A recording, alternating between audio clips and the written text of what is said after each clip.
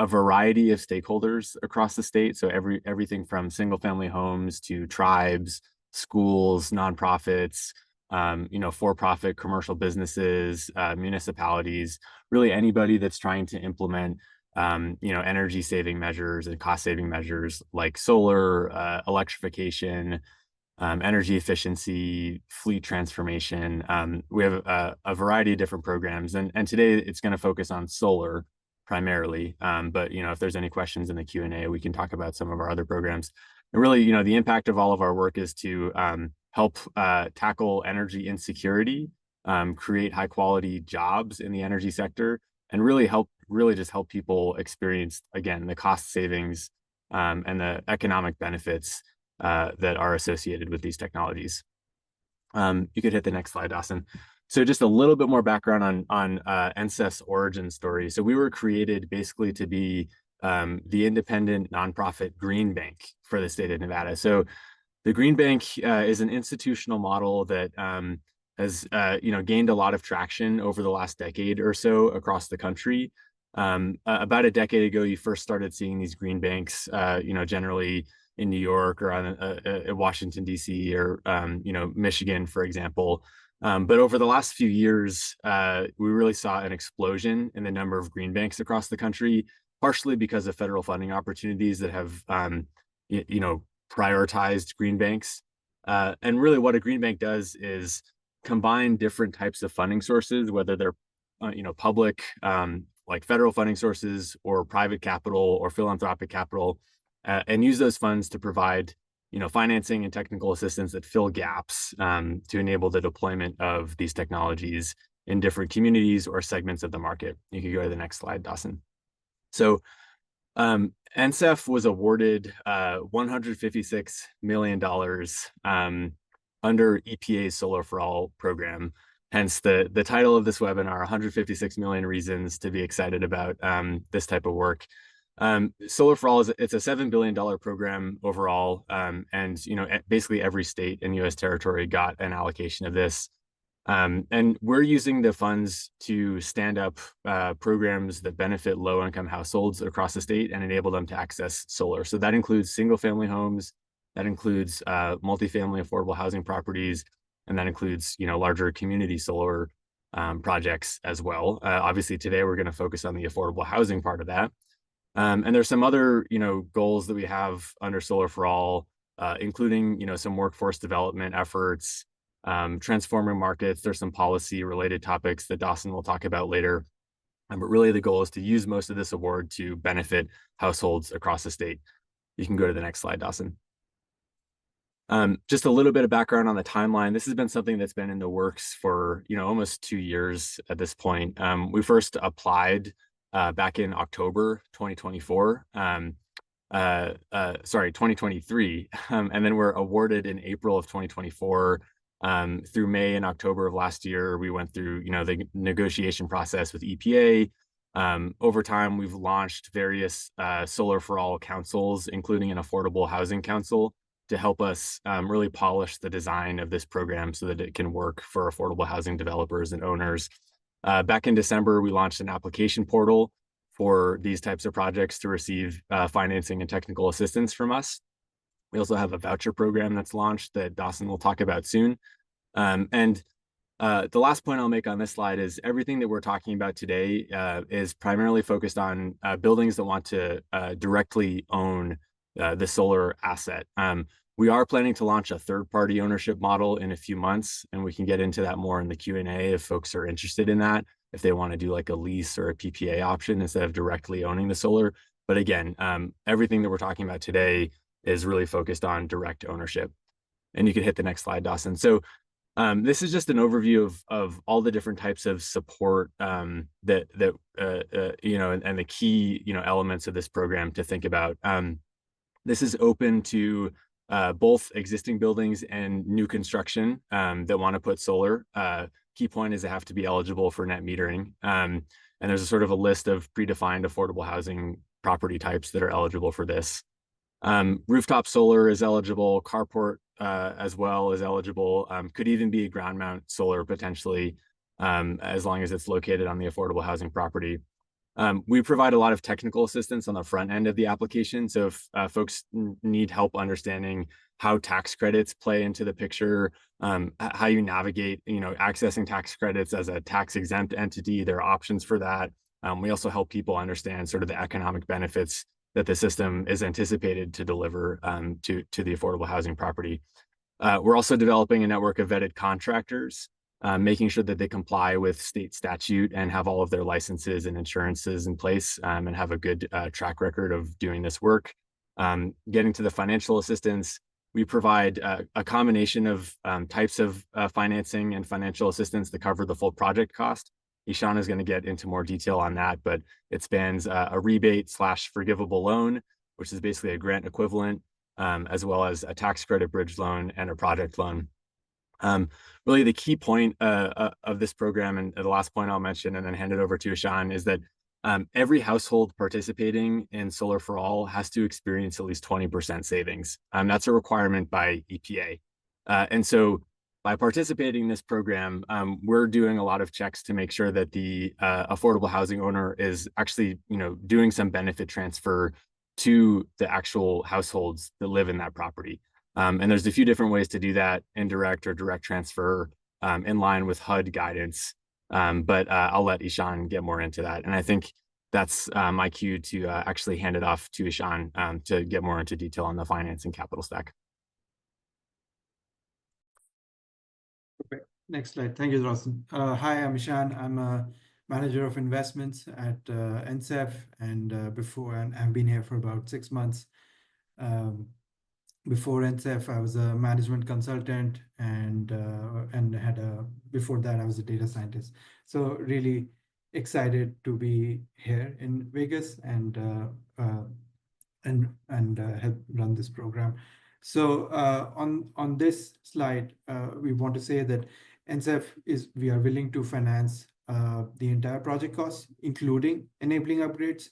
There are 3 parts to the capital stack, which includes investment tax credit, which can cover from 30 to 70% of the project cost, even if the entity is tax exempt. NCEF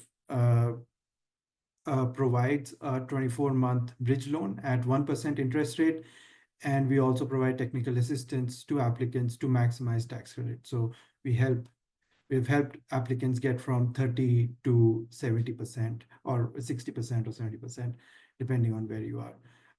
The next part of the capital stack is the rebate. It is structured as a forgivable loan, forgiven at receipt of placed in service documentation. Total rebate amount depends on the PV capacity and the number of units in the multifamily building. It can go up to $1,000 per kilowatt and up to 4 kilowatt per unit, right? And whatever is not covered by the rebate and investment tax credit bridge loan would be covered by the project loan. And this can go up to $2 million.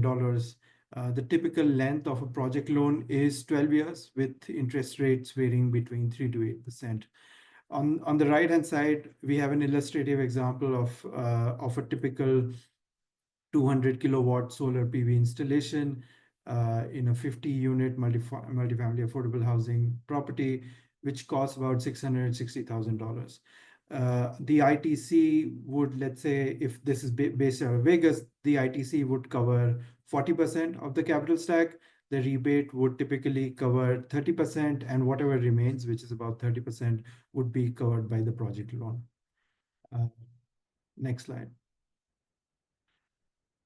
This slide is a deep dive on the EPA requirements. So EPA requires that incremental benefit sharing must happen with tenants equaling to 20% of utility bill. So as you can see it's helpful to go through the graph. So, or let's say the $660,000 capital investment in a solar PV creates a $620,000 utility bill savings over 20 years. That can be used to pay for the solar project loan cost of it. A certain part of it would also go into O&M costs, so that is the $55,000, and whatever remains is the value created to you, right?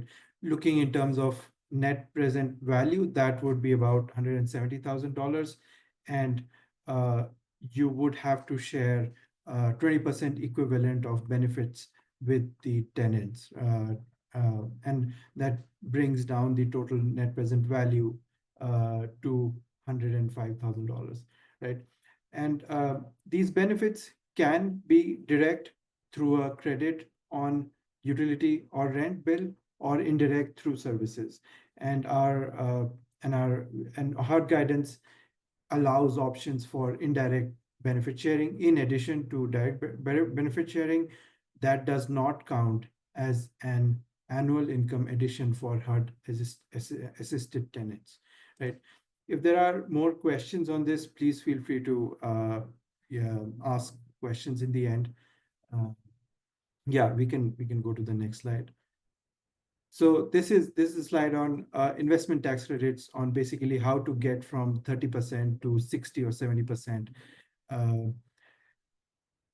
State, tribal governments, and certain tax exempt entities, including rural cooperatives, can access these tax credits through something called direct pay.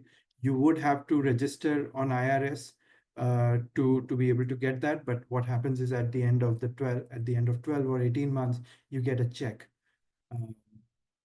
mailed to you. Taxable entities can transfer the tax credit to a third party, right? So the table below basically shows, for example, every installation below 1 megawatt AC is eligible for a 30% tax credit base. If you are based out of any county in Nevada apart from Washoe County, you would be automatically getting the 10% bonus adder for sitting in the energy community. And then we have 10% bonus for domestic content minimum. So domestic content minimum is basically when you use all the steel and aluminum from produced in US, and a certain part of your solar PV also needs to come from the US. So if you meet those criteria, you would qualify for this additional 10%. And the last one, which is allocated low income bonus, that is something you would have to apply for. And we do provide technical assistance in getting applicants that 10 to 20%, depending on what the project is. And we can do a deep dive on that in the next slide. So this is basically the energy community deep dive. So basically every county apart from Washoe County in Nevada is eligible to get this extra 10%, which means that if you're in anywhere apart from Washoe, your base tax credit is 40%. Right? Next slide. Yeah.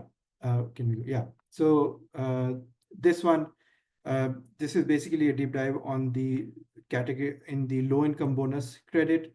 The ones which are most relevant to some of the multifamily affordable housing properties are category 1 and category 3, right?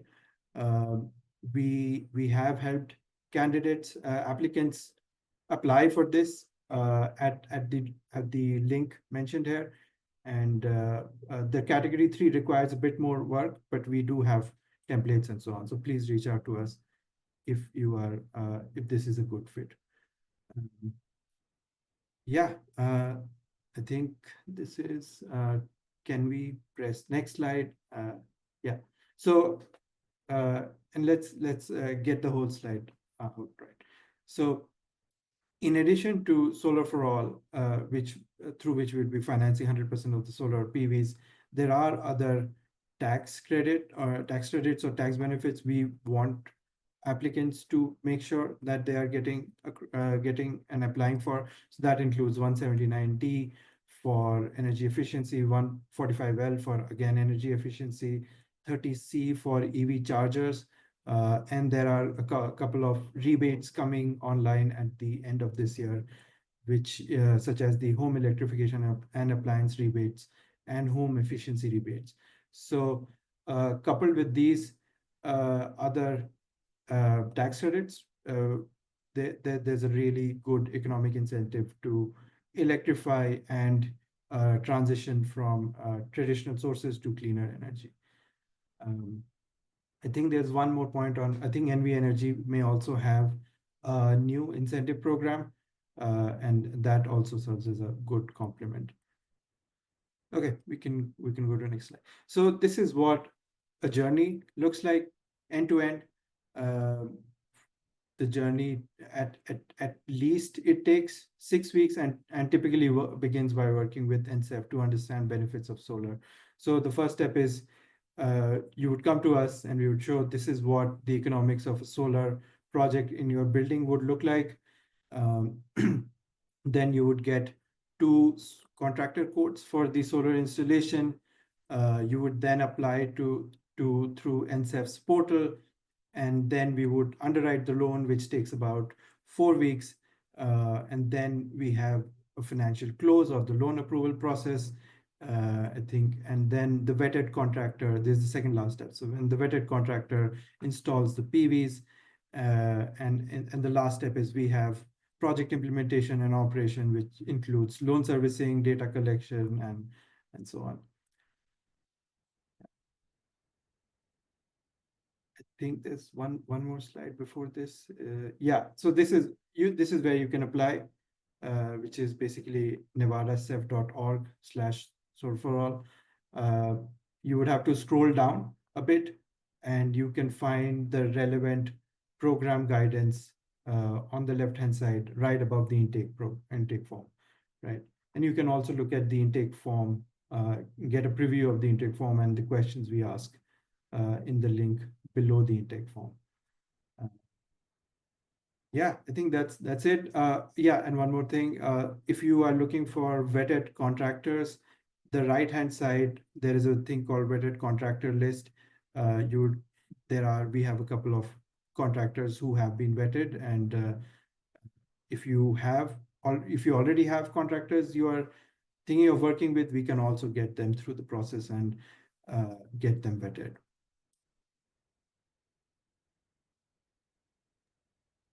Over to Dawson. Sweet. Thanks, Ashan. Thanks to NHC for hosting us today. My name is Dawson Frost. I'm the program coordinator at the Nevada Clean Energy Fund.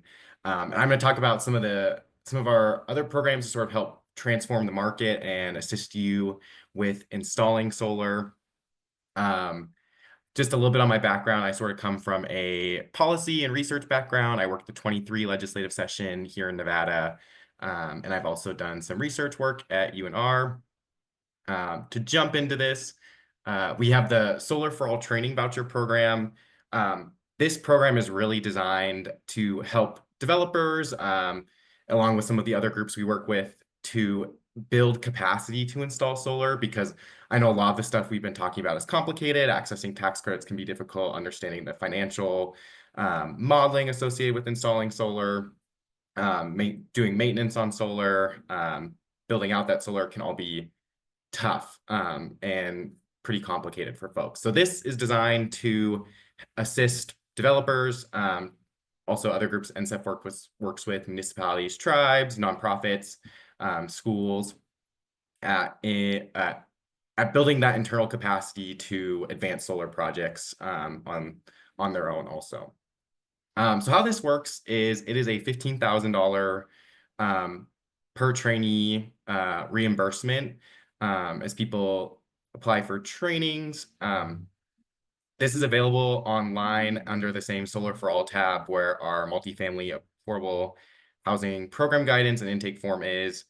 And this is a reimbursement up to $15,000 for each trainee that a developer might apply for, to pay for training registration, travel, and other costs to build that internal capacity with solar. And you can get this assistance on all sorts of topics. If you're a developer and you want to understand the financial modeling or the project siting better, that might be something you're more interested in. Maybe you want to have maintenance staff for your properties, get training on solar maintenance and installation, or Davis-Bacon compliance. Yeah, and then next on this program, I just have sort of a walkthrough of what an example would be like under this program. So let's imagine that you're a property that wants to install that wants to build their staff's capacity to conduct maintenance on a solar project that you have installed. Western Nevada College has a great online program, and you can apply for 3 maintenance personnel to receive training from Western Nevada College so that you can do that maintenance internally on your solar project. You'd apply online through our Nevada Solar for All application for our training voucher program. Each of those trainings would cost $2,195. NSEF would review and approve that application. And then ultimately you would purchase the application and submit an invoice to us for reimbursement. And we would reimburse you for all 3 of those trainings after you've submitted that invoice and have been approved on that application. And then finally, your trainees would complete that training, and we would ask that they would complete a short survey on the training. And ultimately, the idea is that this program has helped your ability to maintain the solar, or maybe we're talking about other energy efficiency programs like maintenance on heat pumps. All sorts of things are eligible for this, like we talked about in the previous slide. And then one thing I want to know is maybe you have staff that need several trainings to get skilled up to a level that's useful for you to conduct this maintenance on your own. So if that initial training is only $2,195, each of those trainees would still be eligible for another $12,805 of trainings up to that $15,000 cap per person. So our goal is really to help developers and other folks get skilled up to better manage and develop solar on their properties. And then next, I will talk about our legislative session policy priorities for this year. NSEF is supporting 2 bills. The first is an appropriation sponsored by Senator Rochelle Wynn, SB 132. That appropriates $5 million to NSEF to continue to strengthen our operational capacity, implement and expand our current programs, and pursue additional funding opportunities to invest in the clean energy economy here in Nevada. And the second one is AB 458. That's sponsored by Assemblyman Howard Watts. That unlocks solar for tenants of individually metered multifamily affordable housing.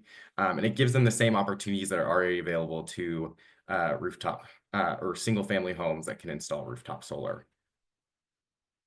So just to dig in a little bit more on those 2, like I said, AB 458 is for individually metered multifamily affordable housing.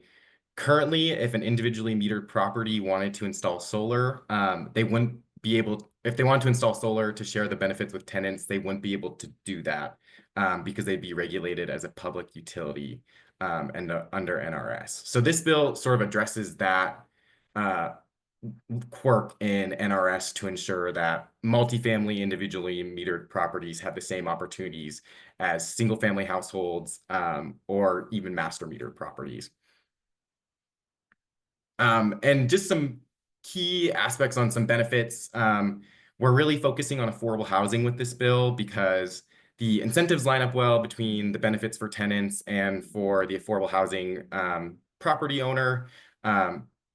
Ultimately, if we can get this passed and expand that access to solar, it reduces utility bills for tenants at these properties, but it also reduces the property's costs as they're able to install solar to cover the entire electricity load of the property and not just the common areas. And it would also enable individually metered properties to access the tax credits and grants that we've been talking about in this presentation. And then our other bill, SB 132, like I said, that's a $5 million appropriation to NSEF to really implement and expand our current programs, pursue additional funding opportunities, and expand access to clean energy in the state. Just to kind of flash back to 2023, NSEF got a $1 million appropriation and has since brought back nearly $200 million in federal funds to Nevada. So that's a 200 times return on investment. Nevada has historically struggled a little bit to sometimes get those federal funds, and NSEF has been really successful in applying and getting those funds brought back to Nevada. And on this bill, there's really a good nexus between housing and energy that creates a lot of opportunities for collaboration between our programs and affordable housing in the future. So we would love to have your support on both these bills. So how can you support these bills? We have support letters that we have drafted that you can sign on to. You could also submit your own written comments to the committee in support of these bills. For AB 458, you could submit live testimony by calling in or going to Carson City or Las Vegas to testify. If you're interested in doing any of this, if you want to comment your email in the Zoom chat, we could reach out and contact you, or I've also put my contact info and another person here at NSF, Patricia, who's been working really closely on these issues. But we would love to have your support on AB 458 to expand solar to individually metered affordable housing, and on SB 132 to continue to advance programs and work with affordable housing developers at this clean energy space. And that concludes our presentation today. Great job, everyone. It looks like we have one question so far in Q&A. Does NSF encourage owners and builders to pass on more than the minimum amount of savings to tenants? Yeah, that's a great question, Liz. And yeah, just to read more of your text in that question about how, some single family households experience a lot more than 20% savings when they go solar. So yeah, I understand where that's coming from. Yeah, so there's a couple different answers to that question. One, like Ishan mentioned, there's a lot of opportunities to enable energy savings and cost savings outside of solar as well. And so when projects come to us in the application step, we try to make sure that they're taking all those other things into account and really taking a holistic view so that the building is performing as efficiently as possible. And therefore, there may be some opportunities to provide additional services, for example, or amenities to households and have some indirect benefit to them in that sense. So that's one way that we see that playing out. Another way is that, Ishan mentioned, that HUD allows for the indirect transfer of benefits through provision of services.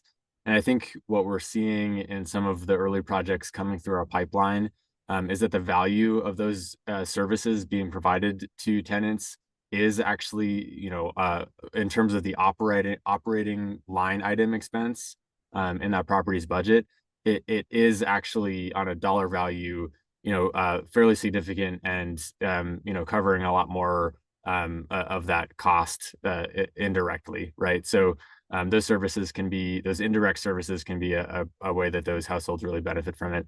And a third answer to this is, I think in the legislation, AB 458 that Dawson mentioned, that's focused on opening this up to individually metered affordable housing properties, I think that we do actually have a requirement in there that more of the benefits of the system are shared directly with tenants compared to the requirement of solar for all. I don't know if you want to talk about that a little bit more, Dawson. Yeah, in AB 458, there's been a big emphasis on sort of making sure that we have consumer protections in place on that bill. So the current version of the bill that was introduced last week, I believe it's 80% of the solar benefit would go to tenants under that, and 20% could be applied to common area spaces and retained by the property. Another question came through. Does this program service tiny homes, container, or modular? Yeah, that's a good question. I think we'd want to see more details about the specifics and the circumstances of that home to be able to give a definitive answer. I think generally it would be allowed, but when we have an applicant, that wants rooftop solar, for example, we ask some questions that assess that property's suitability for putting rooftop solar on. And if the property itself isn't suitable, if there's a lot of shading, if the roof isn't big enough, if it'd be a small system, there are a variety of things that we check. we can point that applicant towards our community solar subscriber program. So they don't actually have to have solar installed on their own property, but they can still experience some financial benefits associated with solar that's being implemented through our Solar for All program. So long story short, if you have more questions about that, feel free to reach out to us directly and we can have a more detailed conversation. I imagine that maybe these are tiny home rentals or modular rentals. In that case, it probably perhaps wouldn't be eligible because it wouldn't be one of the listed affordable housing programs or subsidized housing programs that's automatically eligible.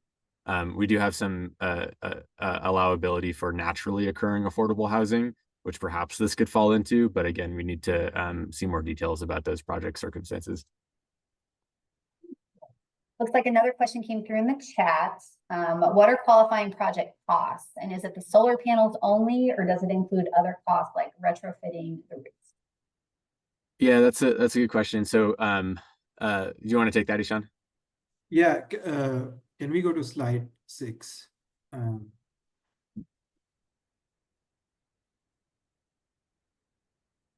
while we're going there, so yes, solar panels are included, but we also are able to, the slide before this, but we are also able to finance enabling upgrades. If you can see the footnotes, which is pipes, ducts, conduits to carry energy, costs associated with structural upgrades, costs associated with electrical panel and wiring upgrades, trimming of trees to prevent shading. We also have some costs which we can't finance, which includes roof repair or replacements, wiring repairs, panel upgrades, and so on.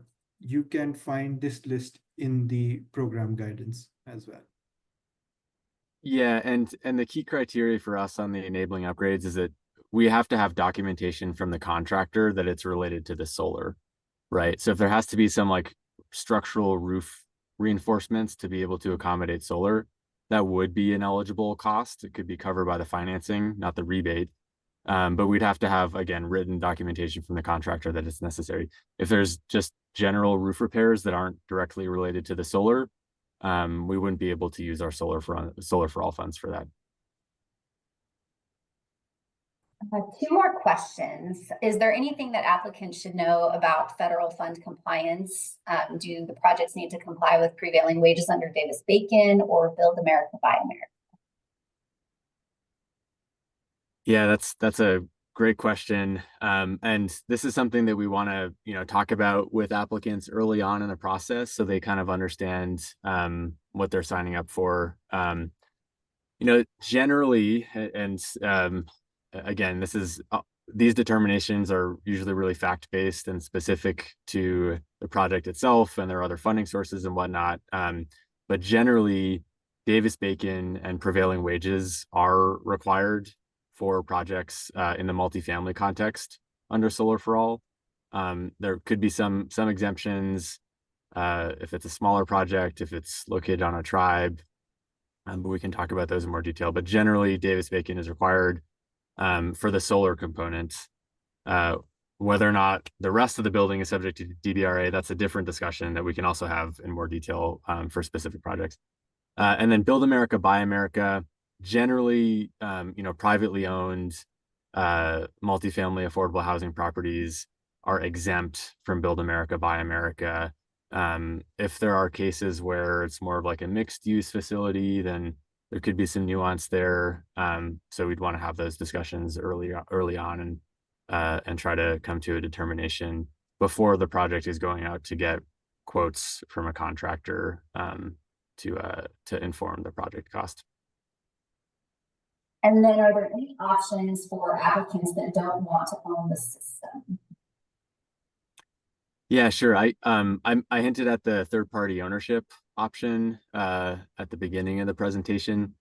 Again, most of the stuff that we walked through today is for a property owner that wants to, own the solar asset. If they're owning the solar asset, that doesn't mean that they're doing a ton of maintenance on it, right? There could be contractors that are providing O&M services or have long-term warranties on the modules and the inverters.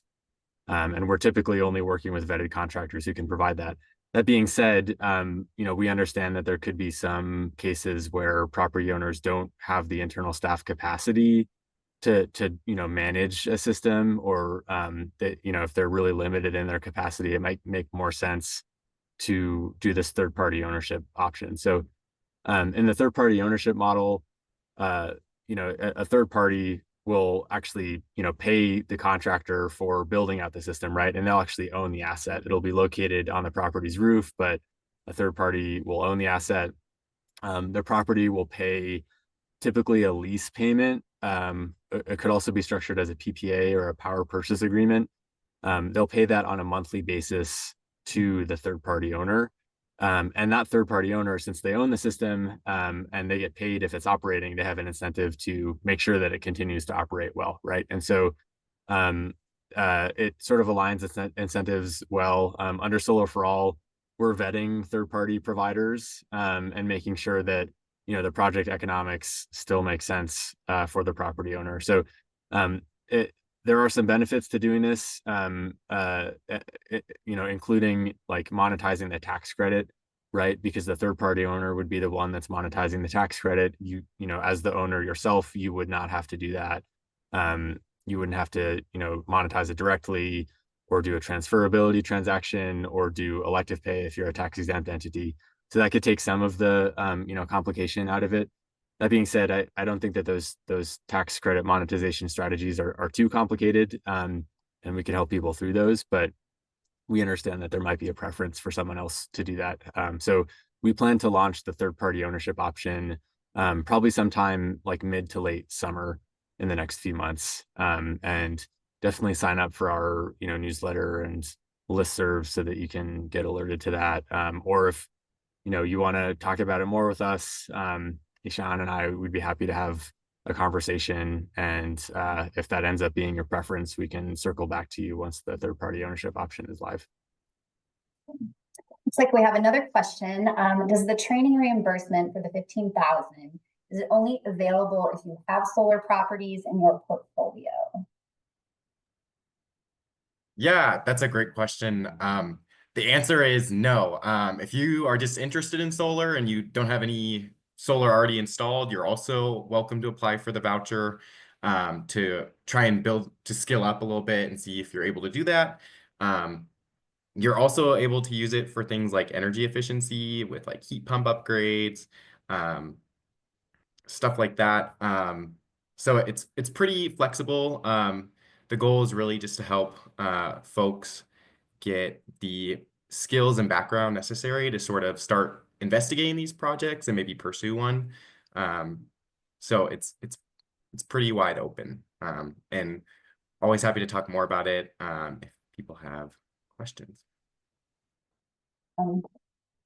There's one question earlier on from Sarah where she asking for more clarification on one of the tax credit bonus adders. Could you go to slide 10, Dawson?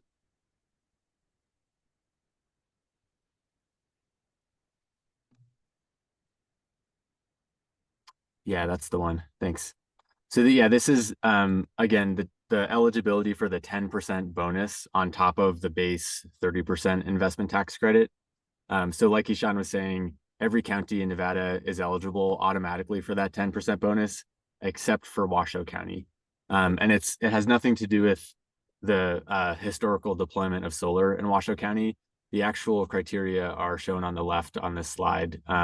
So it's defined as a brownfield site or an area where there's historical employment related to processing, transport, storage of coal, oil, or natural gas, or historical unemployment rates that are above the national average, or it can be a census tract in or next to a census tract where a coal mine has closed or where a coal-fired electric generating unit has been retired. So unfortunately, just the way that the cards fall, Washoe County doesn't meet any of those criteria.